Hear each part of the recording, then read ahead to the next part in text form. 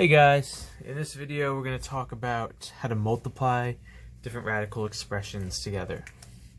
And to do this we're still going to stick to the same rule that we know, that property we talked about in the last video. Square root of a times b is equal to the square root of a times the square root of b, but we're going to go the other way with it. So if you have the square root of a times the square root of b, you can say that it's the square root of a times b. So it goes both ways. So for example, the square root of, let's not do 4, square root of 3 times the square root of 5 is equal to the square root of 15. And we'll see how we can use this to simplify different expressions. So let's hop into our first one. We have root 10 times root 14. So by that property that we just saw, we can say that this is the same thing as root 10 times 14 under the same radical sign here. Now we could actually multiply it out, but then we're going to want to look for factors anyway, so I'm not going to multiply it out. I'm just going to break down the factorization here, because we could multiply it out and get 140, but then we're going to be looking for factors of 140, so we're already one step closer by not multiplying. So factors of 10, well, I know 5 times 2 is 10. Factors of 14, I know 7 times 2 is 14. So now if we take this, and I'll go right over here, and we rewrite this so we kind of have factors grouped together, we could say it's 2 times 2 times 5 times 7. And the reason why I'm putting the 2 times 2 together is we can write that instead of 2 times 2, we can write that as 2 squared times 5 times 7. And then we can use this property that we know and use it like we did in the last video. A times b, or the square root of a times b, is equal to the square root of a times the square root of b. And it applies if you have a c as well. So we can break this up and say it's the square root of 2 squared times the square root of 5, and then instead of doing times the square root of 7, I'm just going to do 5 times 7. And I'll just leave it like this for now. You could write 35 in there if you wanted to. Square root of 2 squared is just going to end up being 2. And then you're going to end up with the square root of 35. The reason why I knew this was going to end up being 35 here was these are both completely factored. They're both prime numbers here, and neither one is a perfect square. So when you multiply them together, you're going to end up with a non-perfect square that doesn't have any perfect square factors. So this would be your final, after you multiply these two together, you have 2 root 35. Alright, our next one, we have a little bit of a difference here. We have 3 root 20, and we're multiplying that by 4 root 10. Now there are a couple options you can do with this. If you want to first simplify any radicals that you can simplify, you can do that. Like I know that root 20 you can simplify, because that is the same as 4 times 5 underneath the radical.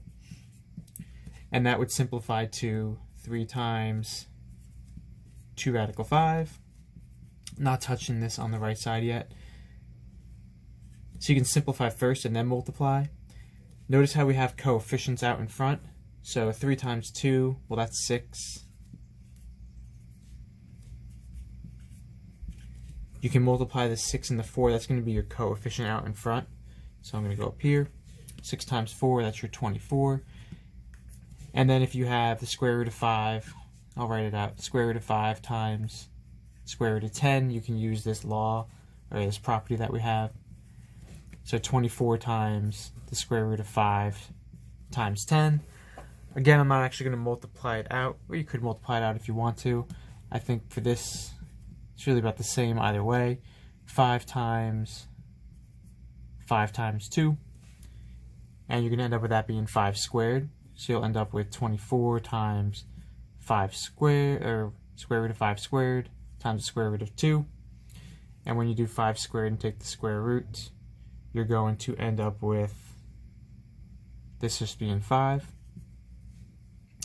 So 24 times 5, you'll end up with 120 times the square root of 2. And you're all done. On a side note, if you wanted to instead multiply it out here, it would have worked out pretty nice as well.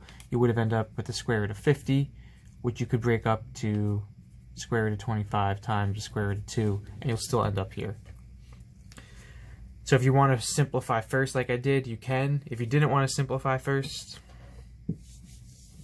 then you would look something like this. 3 times the square root of 20 times 4 times the square root of 10. Your coefficients, 3 and 4, you're going to multiply those and get 12. And then you're going to have 20 times 10 underneath your radical. That's the property we're using here. And you could multiply it out if you wanted to, or you could break it up. 2 times 10 times 10. You're going to end up with 12 times square root of 2 times the square root of 10 squared. Square root of 10 squared is 10. So you'll have 12 times 10 times the square root of 2, which gets you to 120 times the square root of 2. So it's really whatever method you prefer, and some methods might be easier in different scenarios, so being familiar with all of them can be really useful. I will do one more together, and then I'll give you some to try on your own.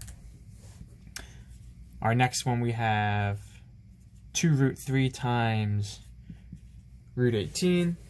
I'm going to simplify first, because I think that one's an easy one to simplify.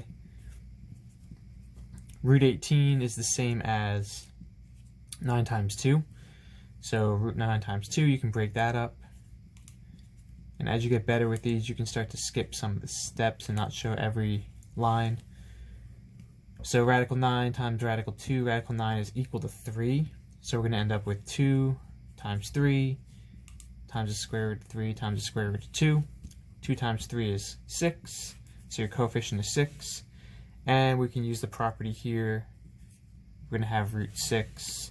There's no perfect squares that go into 6, so this would be our final simplified version. Alright, and that's how you multiply different radicals. You can simplify first, you can multiply. When you're multiplying, you're going to do coefficients, like 2 times the 3 here first. And underneath the radical, you can use that property if you're multiplying to multiply the radicands with one another. But you have to be multiplying there. That won't work when we get to adding and subtracting. So if you want to try, there's 3 more on the next slide you can try on your own. I'll go through them here so you can check your work with what I do. And I might take a different path than you, but we just want to make sure we get to the right answer. So if you want to try these 3, you can go ahead and pause and give them a try. We have root 3 times root 8.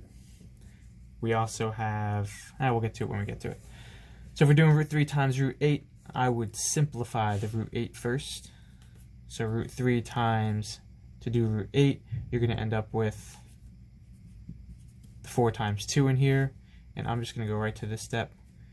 You're going to end up with times 2 root 2. So you'll end up here.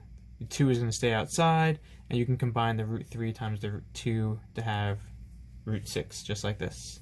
So this would be the simplified version of multiplying root 3 times root 8. 2 times the square root of 6. Our next one, we'll do the red one next. We have 7 times the square root of 30 times 2 square roots of 6.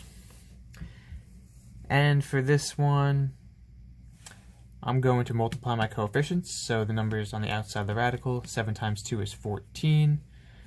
And then we'll have square root of 30 times 6, using that property to bring them both underneath the radical. We could multiply together. I think it's going to be easier because I know one of the factors of 30 is 6, so I think it'd be easier to break it up. So it's going to be 5 times 6, that's the 30, times 6. And I know here we're going to end up with a 6 squared, which when we take the square root of the 6 squared, we'll have 6. So it'll end up being 14 times 6, radical 5, which 14 times 6, we should get 84. So this would be the simplified version there. And our last one in green, we have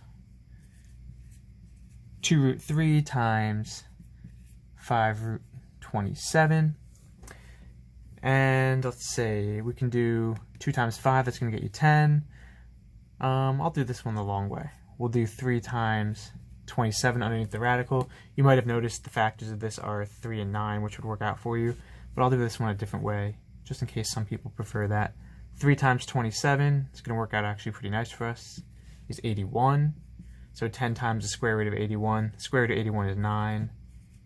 So we'll end up with just 90 here. There is nothing under radical. And these are all in simplest form. Make sure in the end you're checking to see if you're in simplest form. What's under the radical? Is it a perfect square, or does it have factors that are perfect squares? Answer is no for that. Answer is no for that. Nothing underneath the radical here, so we're fine. And that's how you can multiply radicals. Make sure your answers, again, are in simplest form. All right, you can go ahead and try some of those on your own. Have a nice day.